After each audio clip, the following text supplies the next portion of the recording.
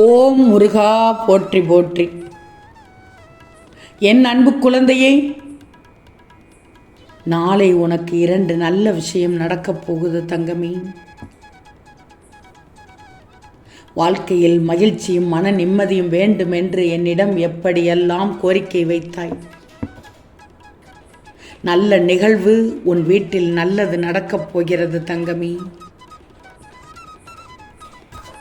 ஆம் தங்கமே, முயன்று கூட தோற்றவர்கள் உண்டு. இந்த முருகனை வணங்கி தோற்றவர்கள் உலக அகராதியில் இல்லவே இல்லை தங்கமே. உன் வாழ்க்கையில் நாளை விடியலில் ஒரு மாற்றம் நடக்கப் போகிறது. உனக்கான 2 விஷயங்களாக கேட்டது கிடைக்கப் போகிறது, நினைத்தது நடக்கப் போகிறது. பின்னென்ன தங்கமே, சந்தோஷமாக தூங்கு. ஒவ்வொரு நாளும் ஒவ்வொரு நொடியும், ஒரு நாளினுடைய ஒவ்வொரு நொடியும் உன்னுடையது. பிரச்சனையும் போராட்டமும் சில காலம்தான் இருக்கும். வசதியும் வறுமையும் வெற்றியும் தோல்வியும் சில காலம்தான் இருக்கும். யோசிச்சுப்பார். தோல்வியின் பின்னே வெற்றியும் முத்தான வாழ்வும் இருப்பதை நிச்சயமாக நீ உணர்வாய். முயன்று பார், முயற்சி செய்து பார், உன் வாழ்க்கை வளம் பெறும். அப்போது முருகா போற்றி, முருகா போற்றி என்று உன் மனமானது சொல்லிக்கொண்டே இருக்கும். நான் சொல்வதை நம்புகிறாய் தானே? உன் மன வேதனைகள் அனைத்தும் அந்த நேரத்தில் உன் மனதை விட்டு மறைந்துவிடும். முருகா முருகா என்று சொல்லும் போதெல்லாம் உன் மனவேதனைகள் அனைத்தும் உன் மனதை விட்டு மறைந்துவிடும். நீ நினைக்கும் அனைத்தையும் நிறைவேற்றுவேன். நாளை 2 நல்ல விஷயத்தை அதில் நிறைவேற்றுவேன். சங்கடம் கொள்ளாதே, நான் இருக்கிறேன் உனக்கு துணையாக. நீ நினைத்தாய் நாளை என்ன நடக்குமோ என்ற பயம் உனக்குள் இருந்தது. உனக்கு ஒரு விடியலில் நல்ல செய்தி கொடுக்கப் போகிறேன். எதை நினைத்து நீ கவலைப்பட்டு கொண்டிருந்தாயோ அதுவே உன் கண்ணீருக்கு மருந்தாக அமையப் போகிறது. அதனால் இப்போது கவலையை விட்டுவிட்டு நிம்மதியாக தூங்கி எழு தங்கமே. இனியும் நீ கலங்கி நிற்க தேவையே இல்லை. நீ நினைத்த காரியங்கள் கைகூடி வரப்போகிறது. உனக்கு துணையாக இந்த முருகன் இருக்கிறேன் என்பதை நினைத்து கொள்ளப் போகிறாய், நம்பப் போகிறாய்.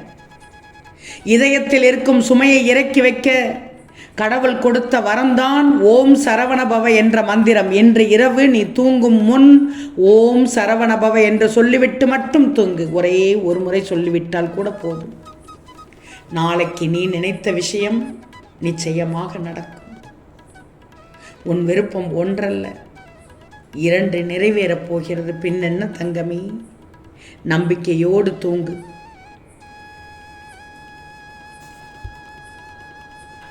சிறிது காலமாக உனக்குள் இருந்த மனப்போராட்டத்திற்கு விடை கிடைக்கும் நேரம் நாளைய விடியல்.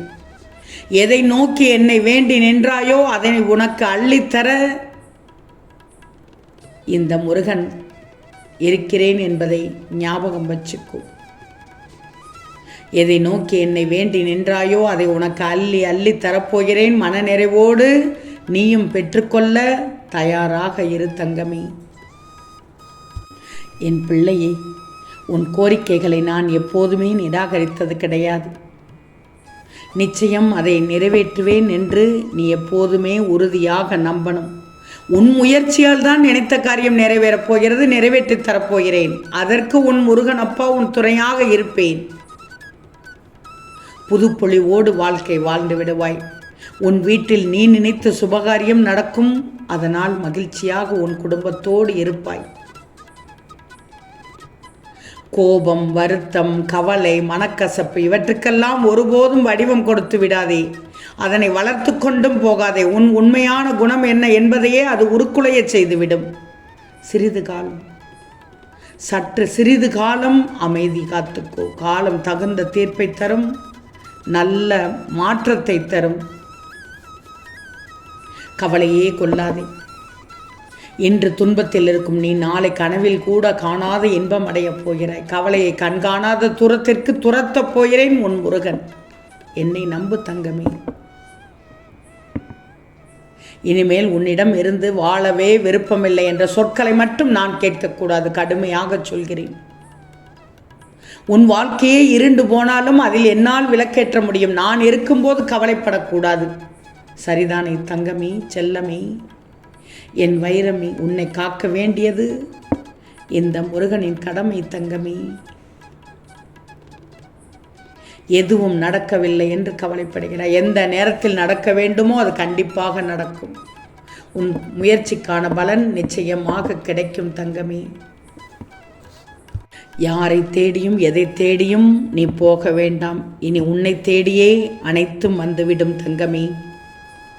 நீ விரும்பிய சிலவற்றை நான் காலம் தாழ்த்தியதற்கோ நான் கொடுக்காததற்கு காரணமோ நீ தகுதி இல்லாதவன் என அர்த்தமில்லை. அதைவிட சிறந்த ஒன்றிற்காக உன்னை தயார்படுத்தி கொண்டிருந்தேன் என்பதுதான் உண்மையான உண்மை தங்கமே. வாழ்க்கையில் எத்தனையோ கஷ்டம், நஷ்டம், துன்பம், துயரம் வந்தாலும் துவண்டு போகக்கூடாது. தோள் கொடுத்து துணையாக நிற்பதற்கு உன் திருச்செந்தூர் முருகன் நான் இருக்கிறேன்.